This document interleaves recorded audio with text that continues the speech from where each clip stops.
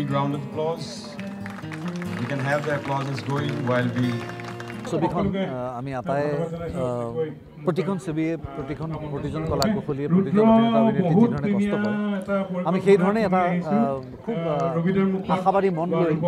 আমি অসমবাসী ৰাইজৰ বাবে এটি উপহাৰ তৈয়াৰ কৰি তুলিছোঁ কাৰণ যিটো কমাৰ্চিয়েল ভ্যালু চিনেমা এখনৰ এই ভ্যালুখিনি ৰাখি আমি চেষ্টা কৰিছোঁ যাতে আমি মানুহক সেই ধৰণৰ এটা সন্তুষ্টি দি পঠিয়াবৰ কাৰণে ঘৰলৈ যেতিয়া তেওঁলোকে আহে টিকেট এটা ক্ৰয় কৰি সোমাইহি আজিকালি ছবি চোৱাটো এটা বৰ ব্যয়বহুল এটা কাম এটা পৰিকল্পনা লাগে একেলগে আটাই গোটেই ঘৰৰ মানুহখিনি ওলাই আহিবলৈ একেলগে এদিন বন্ধ লাগে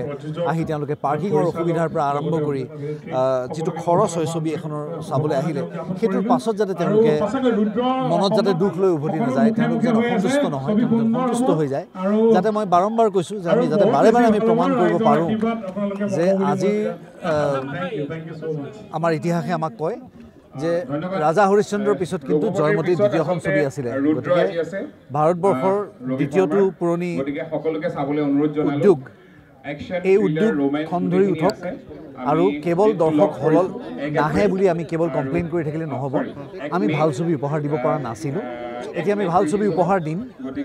আৰু দৰ্শক যাতে হললৈ আহি আমাক আশীৰ্বাদ কৰে যাতে আমাৰ সাহসে বৃদ্ধি পায় আমি যাতে আকৌ আৰু এখন ব্যয়বহুল ছবি তাতকৈ ওপৰত কৰিবলৈ সাহস কৰোঁ আৰু এদিন এনেকুৱা দিন আহিব যিদিনাখন অসমীয়া ছবি চাবলৈ হয়তো সমগ্ৰ ভাৰতবৰ্ষই আগ্ৰহী হ'ব ৰঘুপতি ৰায় বৰুৱা তাৰ পাছত এইবাৰ ৰুদ্ৰত এবাৰ ৰবি শৰ্মাক কেনেকৈ পাব কেনেকুৱা এটা চৰিত্ৰত পাব এই সিখন ছবিত মোৰ যিটো চৰিত্ৰ আছিলে বা যি ধৰণে ছবিটো কাহিনীটো গতি কৰিছিলে সেইটো এটা বেলেগ ধৰণৰ চৰিত্ৰ আছিলে আৰু আমি মোটামুটি ৰামায়ণৰ এটা সুন্দৰ ডেপিকশ্যন কৰিবলৈ চেষ্টা কৰিছিলোঁ ৰঘুপতিখনত আৰু ৰুদ্ৰখনত আমি শিৱৰ যি ডেষ্ট্ৰাকশ্যন যিটো মুড সেই মুডটোক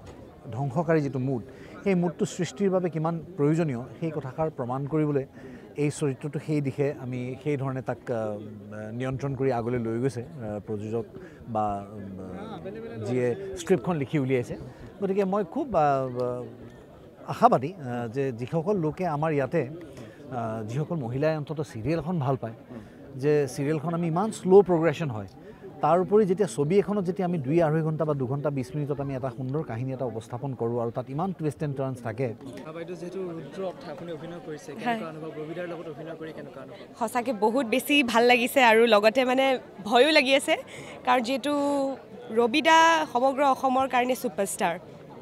আৰু ছুপাৰষ্টাৰৰ লগত একেখন স্ক্ৰীণত ওলোৱাটো আচলতে মোৰ ভাগ্যৰ কথা আৰু চিনেমাখন লৈ মোৰ বহুত বেছি আশাবাদী কাৰণ এইখন ৰুদ্ৰ মোৰ দ্বিতীয় চিনেমা মোৰ এক্টিং কেৰিয়াৰ লাইনত প্ৰথম আছিলে জনক নন্দিনী আৰু তাৰপিছতে ৰুদ্ৰ আৰু ৰুদ্ৰক লৈ মই বহুত বেছি এক্সাইটেড আছিলোঁ আৰু চিনেমাখনৰ কাৰণে মই অডিশ্যনো দিছোঁ অডিশ্যন দিহে মই চিনেমাখন পাইছোঁ আচলতে গতিকে তাৰ কাৰণে মই মানে আচলতে এই চিনেমাখনৰ কাৰণে সঁচাকৈ মই জান প্ৰাণ দি লাগিছিলোঁ তাৰমানে বহুত বেছি কষ্ট কৰিছিলোঁ আৰু আশা কৰোঁ ৰাইজেও সেই কষ্ট আমাৰ বুজি পাব আৰু লগতে চিনেমা হলে আহিব আৰু ৰুদ্ৰক মৰম দিব 1 মে তাৰিখটো নাপাহৰিব আপোনালোকে আৰু 1 মে আমাৰ প্ৰেমিয়াৰ আৰু 2 মে'ৰ পৰা সমগ্ৰ অসমত সকলো চিনেমা হলত ৰুদ্ৰ আহি যাব ৰুদ্ৰৰ শ্বুটিং আৰম্ভ হৈছিলে যোৱা বছৰৰ ফেব্ৰুৱাৰী নহয় বহুত আগৰ পৰা আৰম্ভ হৈছিলে কিন্তু মোৰ শ্বেডিউলটো অলপমান পিছত আছিলে মই শ্বুটিং কৰিছিলোঁ মে জুন তেনেকৈ কৰিছিলোঁ তাৰপিছত মই থিয়েটাৰ গুচি গ'লোঁ থিয়েটাৰ গুচি যোৱাৰ পিছতো আকৌ মই তাৰে মাজতেও কৰিছোঁ হয় য়েছ থিয়েটাৰৰ মাজতে মই অডিশ্যন দিছিলোঁ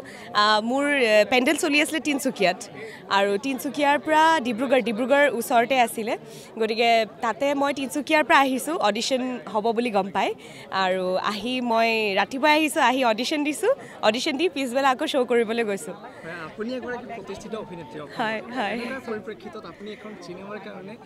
অডিশ্যন দিছে হয় এইটো এটা ডাঙৰ কথা আচলতে সেইটো এটা প্ৰচেছ তাৰমানে আমাৰ ইয়াত হয়তো বহুত কম হয় কিন্তু বাহিৰত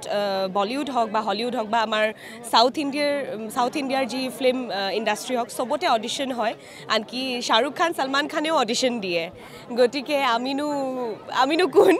গতিকে আৰু অডিশ্যন দি পেলাই এখন চিনেমাত কাষ্টিং হোৱাটো এইকাৰণে ভাল হয় কাৰণ প্ৰযোজক আৰু পৰিচালকৰ কাৰণে এটা সুবিধা হয় তেওঁলোকৰ কাৰণে কাৰণ তেওঁলোকে যিটো কেৰেক্টাৰ বনাইছে যিটো ইমাজিনেশ্যন কৰিছে সেই কেৰেক্টাৰটোত মই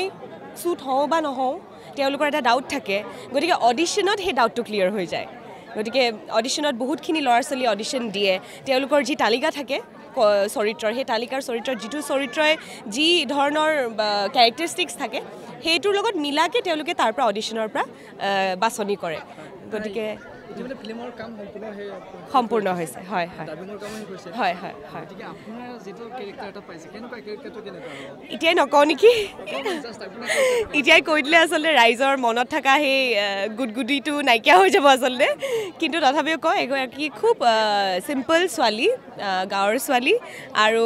হয়তো ক'ৰবাত নহ'লে ক'ৰবাত কেৰেক্টাৰটোৰ লগত মই নিজকে কানেক্ট কৰিব পাৰিছোঁ তাৰমানে আৰু মোৰ ফালৰ পৰা মই 100% দিছোঁ আশা কৰোঁ চৰিত্ৰটো আপোনাৰ ক'ৰবাত নহয় ক'ৰবাত আছে হয় হয় মই তেনেকৈ থাকি ভাল পাওঁ গতিকে মই ভাবিছোঁ যেতিয়া মই এক্টিং কৰি আছিলোঁ বা শ্বুটিং কৰি